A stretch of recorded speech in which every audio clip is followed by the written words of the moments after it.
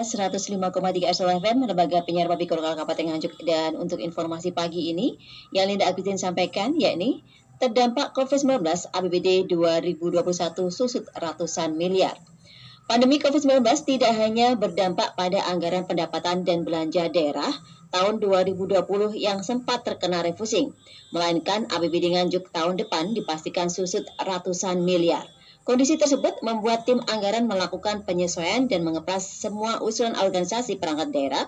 Dan di tahun 2020, dana alokasi umum Kabupaten Nganjuk mencapai 2,4 triliun. Adapun APBD induk secara keseluruhan mencapai 2,57 triliun rupiah. Kepala Badan Perencanaan Pembangunan Daerah atau Bapeda Nganjuk Adam Muharto mengatakan, DAU tahun 2021 dipastikan menyusut dan tinggal 2,1 triliun rupiah. Namun, tidak hanya penurunan DAU, namun juga pendapatan asli daerah Kabupaten Nganjuk turun signifikan tahun depan. Berdasar kalkulasi kemarin, penurunan DAU dan PAD mencapai sekitar 285 miliar rupiah. Menindaklanjuti penurunan anggaran yang signifikan tersebut, puluhan kepala OPD dikumpulkan kemarin di Pemkab Nganjuk dan diberitahu alokasi anggaran yang akan didapat tahun depan, semuanya mengalami penurunan dalam jumlah besar. Bahkan ada OPD yang semua mendapat anggaran hingga ratusan miliar, tahun depan tinggal mendapat anggaran 1 digit atau miliaran.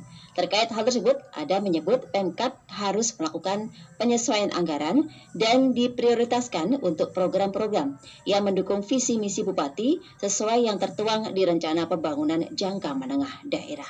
Mirsa, sebelum berlanjut ke informasi berikutnya, kita simak dulu informasi dari Komite Penanganan COVID-19 dan Pemulihan Ekonomi Nasional KPCPEN Kementerian Kominfo RI.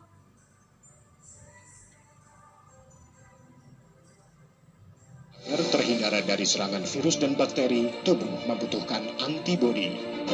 Untuk membentuk antibodi di dalam tubuh bisa dilakukan dengan cara vaksinasi. Tapi bagaimana vaksinasi bekerja di dalam tubuh?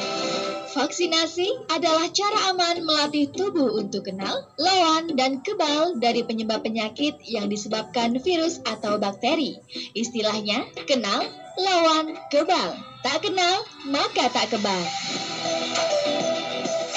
Vaksin sendiri dikembangkan dengan pengawasan yang ketat melalui tahapan uji praklinis dan klinis secara lengkap sehingga vaksin yang dihasilkan adalah vaksin yang aman dan efektif. Setelah mendapatkan vaksin, tubuh akan membentuk sel memori untuk mengenali virus dan menghasilkan antibodi untuk melawan virus. Akhirnya, tubuh akan mengingat dan melawan jika suatu saat terpapar virus yang sama.